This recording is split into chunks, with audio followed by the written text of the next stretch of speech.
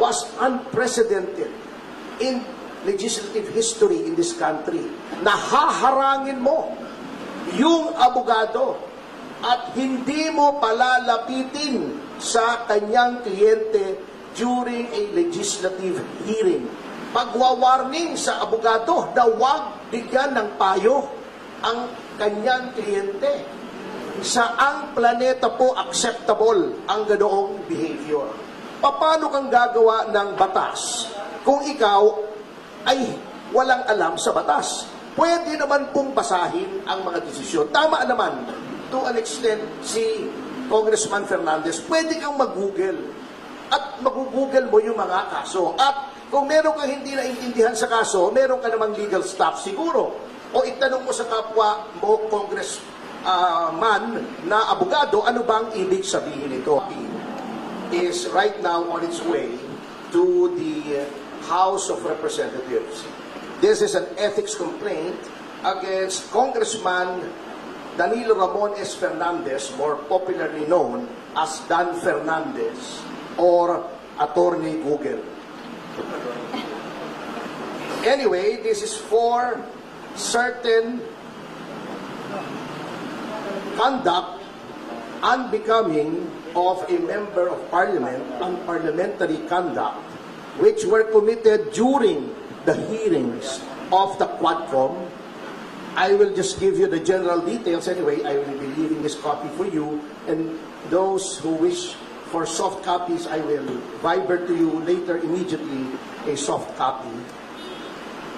If you recall, noon pong nililitis o dinidinig yung tungkol sa mga pogo, kinatawan ko po roon. Nirepresent ko si Miss Catherine Cassandra Leong. At lahat naman po tayo saksi sa ginawang paglabag sa mga karapatan ni Miss Cassie Leong. Specifically, not only the deprivation of the right to counsel, but physically, this was unprecedented in legislative history in this country. Nahaharangin mo yung abogado at hindi mo palalapitin sa kanyang kliyente during a legislative hearing. Sapagkat ang karapatan na magkaroon ng abogado upang makipagsangguni ang isang testigo sa legislative hearing ay ginagarantiya ng walang iba kundi ng ating saligang batas. Number 2, pagwawarning sa abogado na huwag bigyan ng payo ang kanyang kliyente. Saang planeta po acceptable ang ganoong behavior? Nasasabihin mo, Attorney Topacio, do not approach your clients, otherwise you will be cited in contempt. How is that even possible? Number 3, yung hindi po pagbigay ng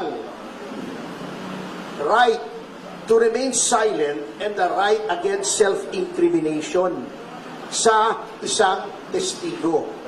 At si Congressman Fernandez, bagamat hindi abogado, hindi ko naman sinasabing kapag hindi ka abogado ay hindi mo na alam ang batas.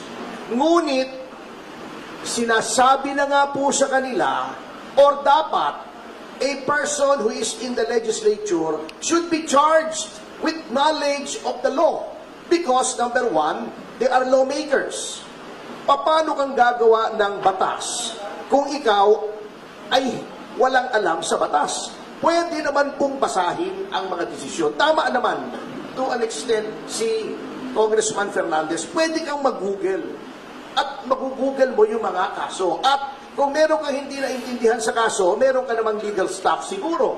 O itanong mo sa kapwa mo, congressman na abogado, ano bang ibig sabihin nito? At pinoint out na nga po sa kanila na sa napakaraming kaso, the right to remain silent and the right against self-incrimination may be invoked not only in criminal proceedings, but in all proceedings, civil, administrative, legislative. At pinakita na nga po sa kanila ang batas. Pinoint out na nga po sa kanila yung batas. Bakit ayaw pa nilang sundin?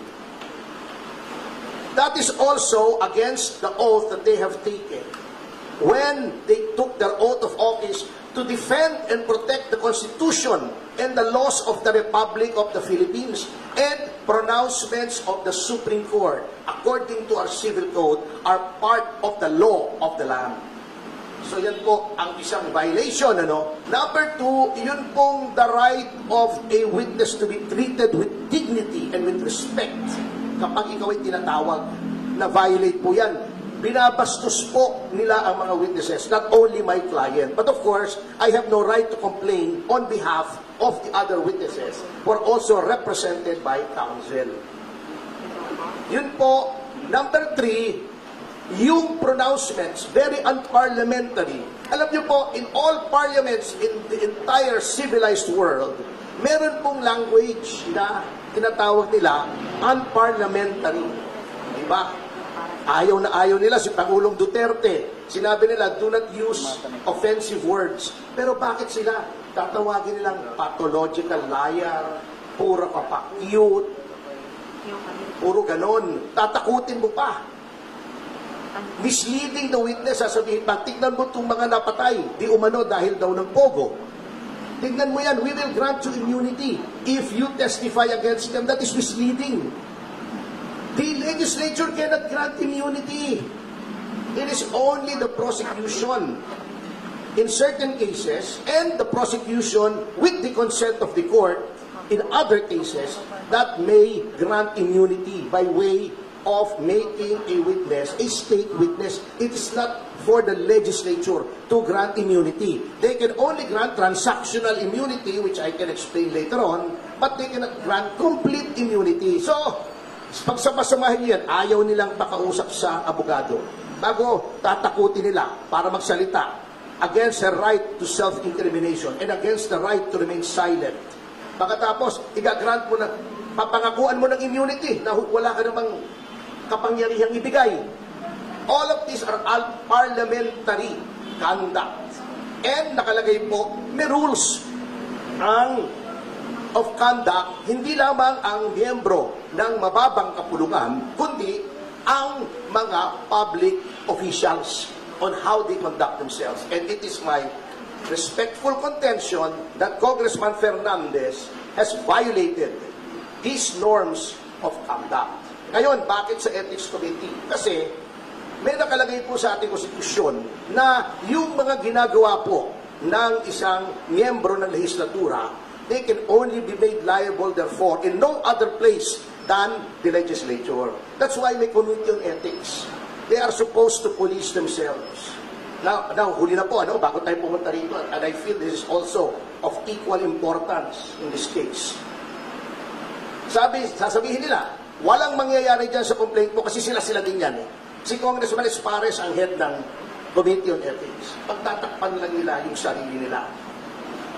Well, unang-una, I would like to give our lawmakers, at least the majority, the benefit of the doubt. Although I doubt the benefit. Ngunit, by doing this, I want to prove two things. Number one should not sit idly by while the rights of persons are being trampled upon by the legislature. Dapat may magreklamo dito. Otherwise, gagawin at gagawin nila palagi yan sa lahat ng witnesses. Notwithstanding the caveat of the Supreme Court in Ong versus Senate Blue Ribbon Committee, which by the way, I argued before the Supreme Court, which says that all witnesses must be given due process. Bina-violate na po nila yan. Number two, by filing this, I want to hold a mirror up to our honorable congressmen. Tignan nga po natin, tignan nyo ang sarili nyo, kung anong ginawa nyo sa mababang kapulungan, which is supposed to be an august body, which is supposed to be populated by honorable men and women, kaya nga honorable ang tawag sa inyo eh. Are you really honorable? Are you really august? Kaya nyo bang ipolis ang inyong ranks? Do you still have any shred of decency left in your bodies para makita na mali ang ginagawa ng isang miyembro ninyo at disiplinahin ninyo. Because by no stretch of the imagination